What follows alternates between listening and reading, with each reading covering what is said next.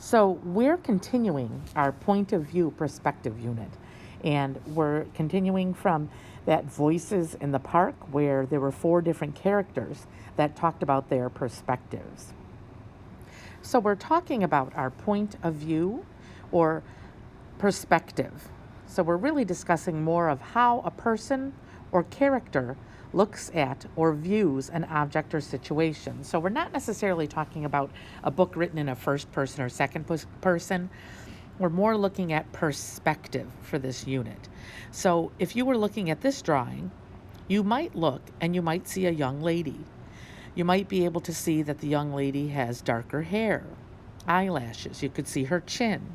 You could see that there's a feather coming out of her hair. Or you might see that there's an older woman in this drawing. You might see that she has a bigger nose, a very severe dark mouth. You might see that she's wearing kind of a head covering there and has something over her shoulders. How you would see this is your perspective. So your perspective is based on your previous experiences and your prior knowledge, things that you already know about, things that you've experienced in your past, and that's what you can build on. So we each see our own point of view or perspective based on these things from the past. We can't base what we know on something that we haven't experienced before or something that we haven't learned before. So you may have learned perspective in art, and it may be that you've learned that as you're moving away from something, that your perspective is that that item or object is getting smaller. So in this drawing, is the room getting smaller, or is it just drawn to a perspective to make it look that way? If we were walking down this hall, would the room be growing smaller and smaller, or would we be growing smaller and smaller? We are going to be reading a book now called Seven Blind Mice, where each mouse will have to use his sense of touch and what he knows from his prior knowledge and his prior experiences to figure out what's in front of him, what he sees. And that's all he can use is his prior knowledge. So we're using Seven Blind Mice to talk about perspective. And Ed Young's Seven Blind Mice. Mice, if they're blind, the only thing that they can count on, well, anyone that's blind, the only thing they can count on is what they can hear, what they might have known beforehand, and what maybe they can feel, and they have to try and figure it out. So each mouse here is going to have a different perspective, and he's going to try and explain to everyone else what he is seeing and what he thinks is standing in front of him. And we, in the lesson, had looked at everything separately. And then in the book, we're going to have everything kind of put together. So we're going to try and look at this in a couple different ways. So let's start with one day, 7 blind mice were surprised to find a strange something by their pond. "What is it?" they cried, and they all ran home. So on Monday, Red Mouse went first to find out. "It's a pillar," he said. No one believed him. On Tuesday, Green Mouse set out. He was the second to go.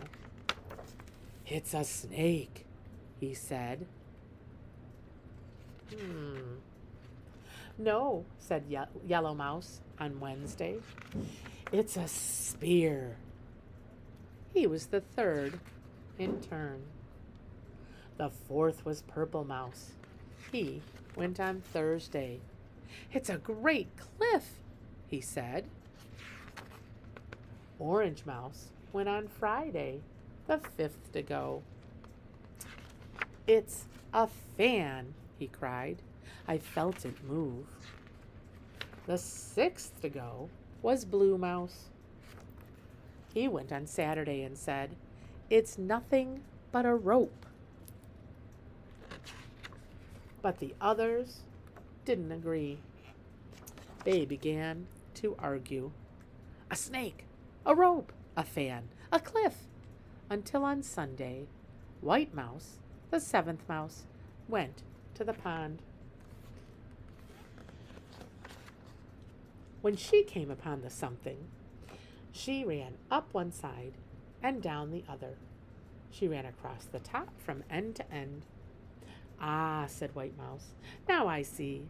The something is as sturdy as a pillar, as supple as a snake, as wide as a cliff, as sharp as a spear, as breezy as a fan, as stringy as a rope. But altogether, the something is, we're going to stop there. Because what I want you to do is try and draw something with all those characteristics in it. What could have the cliff and the fan and the spear and the pillar and the snake and the rope and everything in it and be in front of them? And then you'll be able to see the next video in just a little bit and find out for sure. So here's a little review of all the pages so that you can look at it before I have you draw a picture. It's a pillar.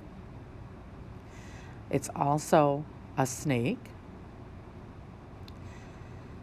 Yellow thinks that it's a spear. Purple thinks it's a great cliff. Orange thinks it's a fan. Blue thinks that it is a rope. A snake, a rope, a fan, a cliff. What could it be? So try and draw a picture. Pillar, snake, spear, cliff, fan, rope, all in one.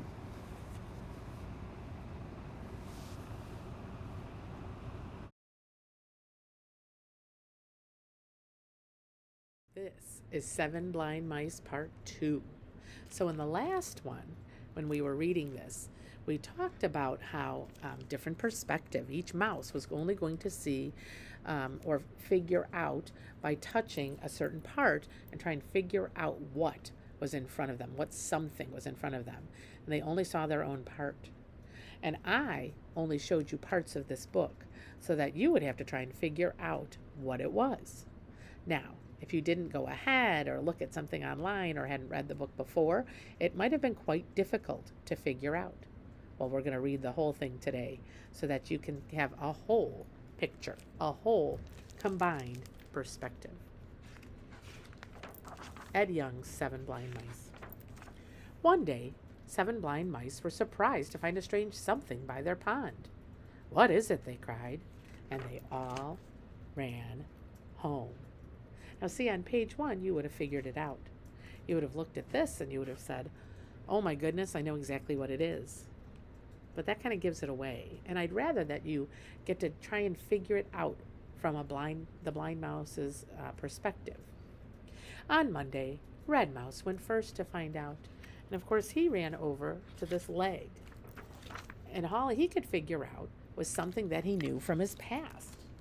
And in the past, he knew something like this, sturdy, this tall, this shape. It was a pillar, he said, and no one believed him. Tuesday, Green Mouse set out. He was the second to go. And when he came across the trunk, all he had was his prior experience. And he's like, well, the only thing I've come across before that was kind of like this was a snake. "It's a snake," he said. "No," said Yellow Mouse on Wednesday. So when he went out and he got this tusk, he's like, well, it's got to be a spear. That's the only thing I have in my memory that would feel like this. He was the third in turn.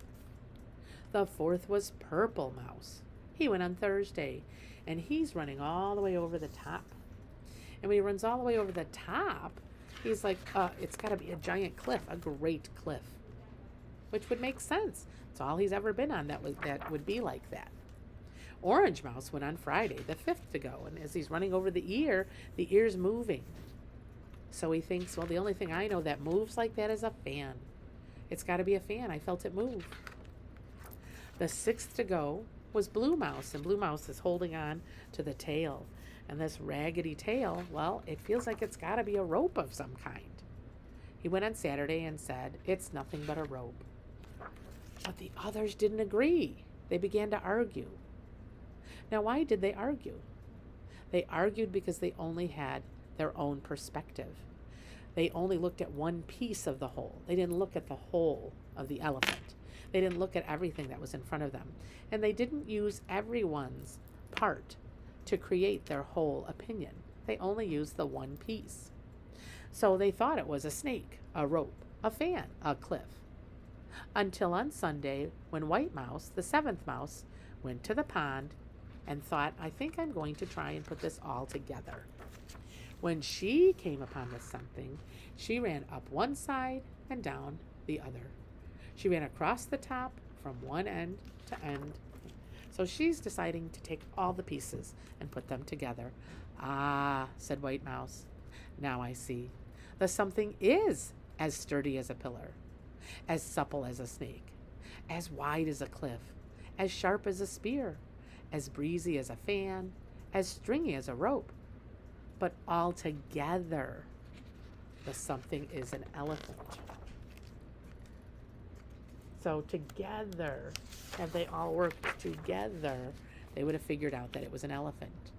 And when the other mice ran up one side and down the other, across the something from end to end, they agreed. Now they saw too. The mouse moral. Knowing in part may make a fine tale, but wisdom comes from seeing the whole. And that's really a good lesson for all of us. We all can only know our own one part. And so a lot of times what we have to do is we have to talk with each other. We have to work with each other. We have to try and figure out, well, what part am I seeing? Am I missing another part? Let's listen to each other. Let's talk it out. Let's try and figure it out to put the whole picture together. It's all about perspective, isn't it? All right. Well, that's the end of 7 Blind Mice by Ed Young.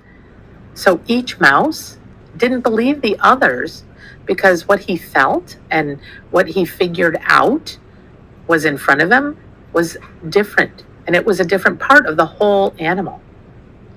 See, we all see things from our own point of view too.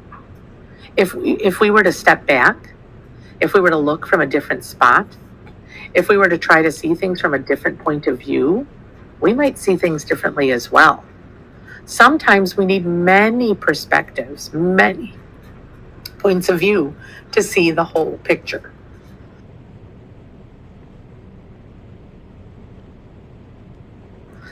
Another great book that talks about different perspectives and how people see different things is Duck, Rabbit.